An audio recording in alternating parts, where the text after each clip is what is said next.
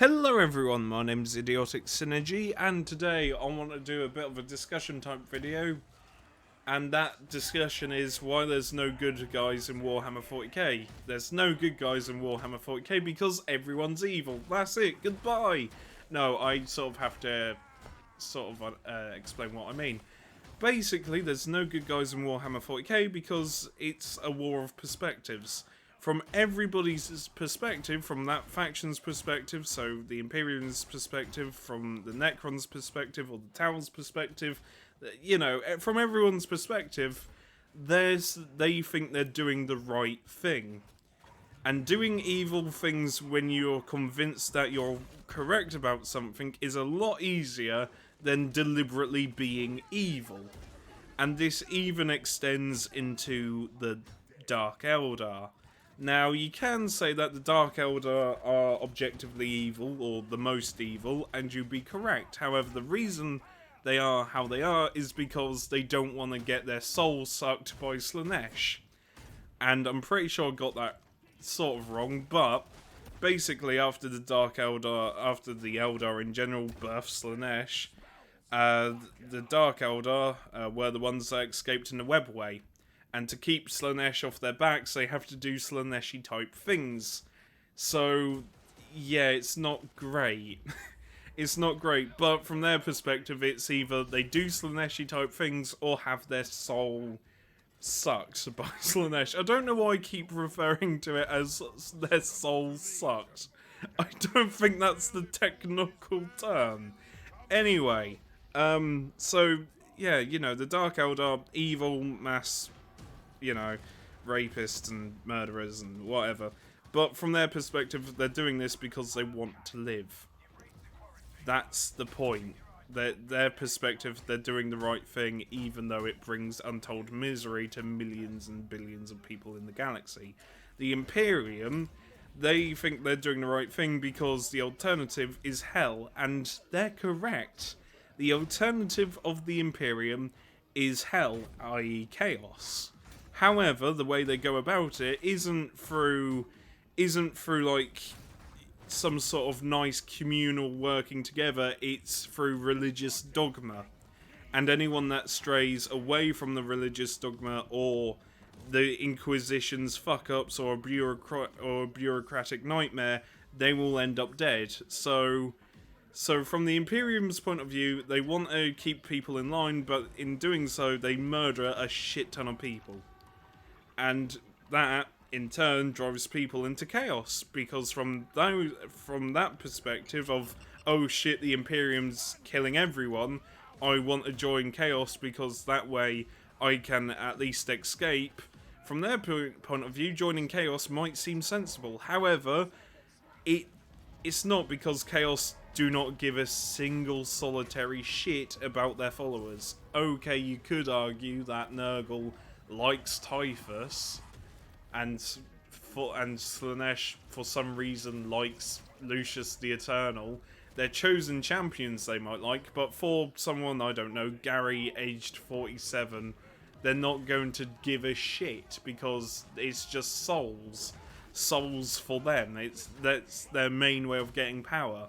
And there is a deliberate connection between how Chaos gets power and how the Emperor gets power, if you think about it, because the way the Emperor gets power on his golden throw is 1,000 Psyker souls a day.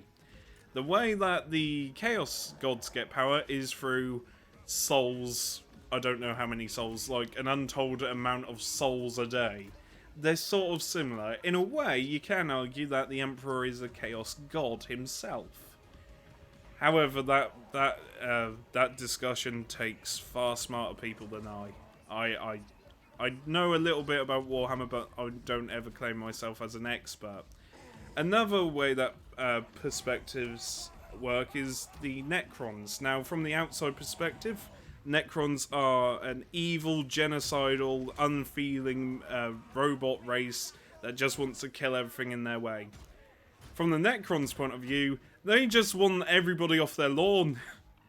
They've been fucked over by the old ones, by the Catan, And now, after going into sleep, apart from the Silent King, as penance for fucking over the Necron tier, they all wake up, slightly insane, some of them, and they look at the galaxy and realise that their empire is, once more, gone. So, yeah, if I was a Necron, I would be a bit pissed off too. I mean, granted, Necrons themselves don't really have any souls. I mean, the Necron warrior has no personality, and it's kind of hard to sympathise with the Necrons. However, certain Necron characters are very human, weirdly enough. Nemazar Zandrath, for example, Trazyn the Infinite. The Infinite and Divine is a really good book. I recommend you read it. I'm sort of halfway through reading it. It's a brilliant book.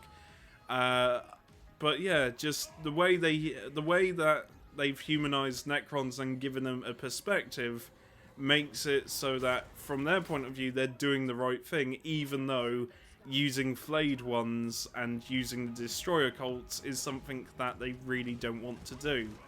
And again, there's a link between Necrons and the Imperium. Every faction is linked, and that's why I like it, because though the perspectives might be wildly different, it's also very similar.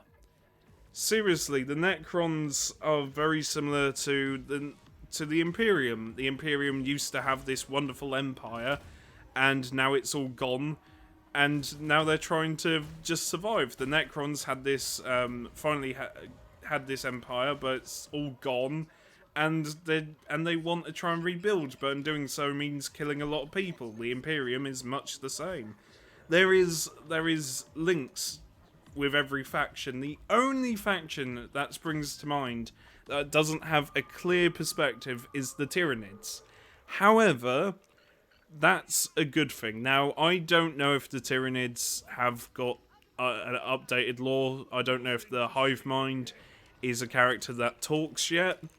I know that Tigerius has talked to the Hive Mind, which, in my opinion, just sucks. I kind of wish that, like, that was left alone.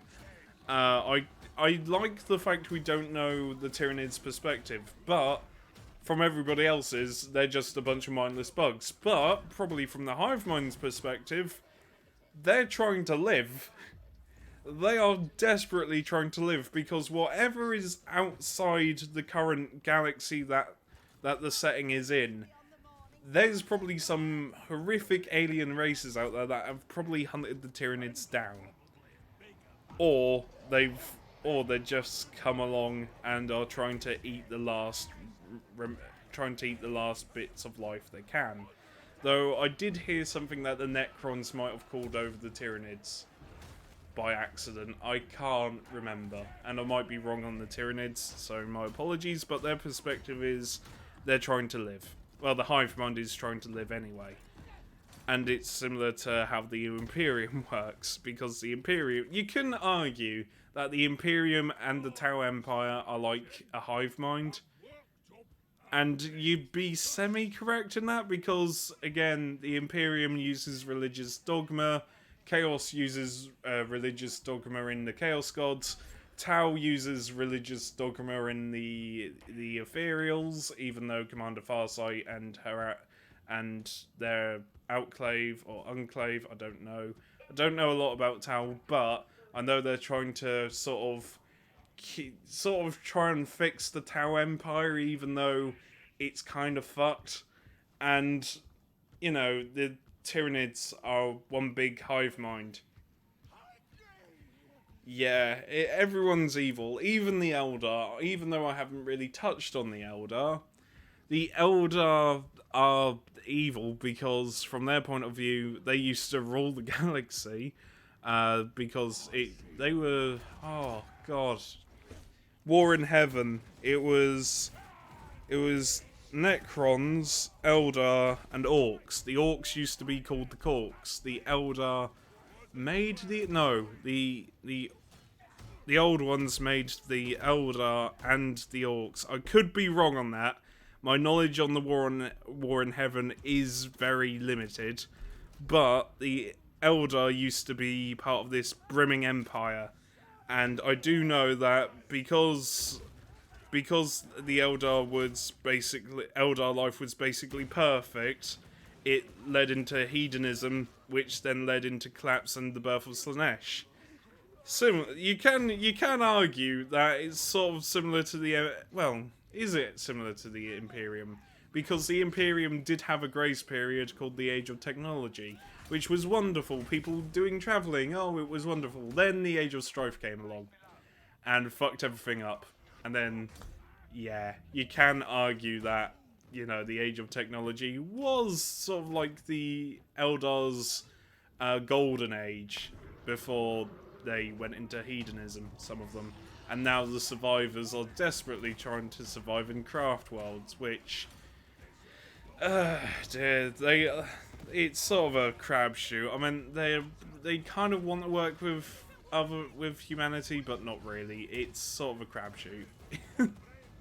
Anyway, what other race? Oh yeah, the Orcs. Now, from the Orcs' point of view, my apologies if this is boring you, but from the Orcs' point of view, the Orcs are obviously very silly. They want to cromp and fight and do stuff. You know, they want to live a good life of fighting, drinking, and being silly. From everybody else's point of view, an Orc invasion is terrifying. It is.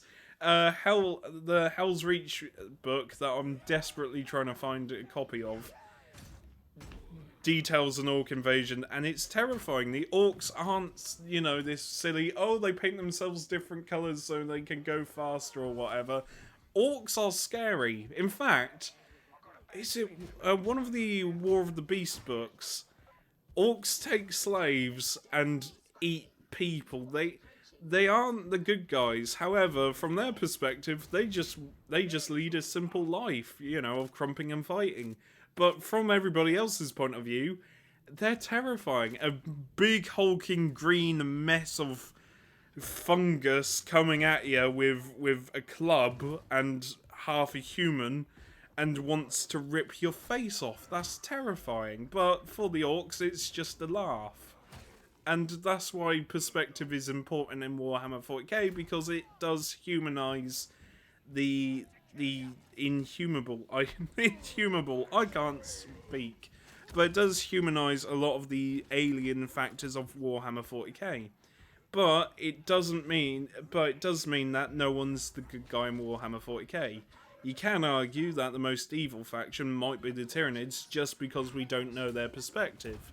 You can argue that the Imperium is evil because it's the most evil because of slavery and mass murder, but the Tau also commit mass murder and slavery. I meant the way they get other races into the Tau society through brainwashing is terrifying.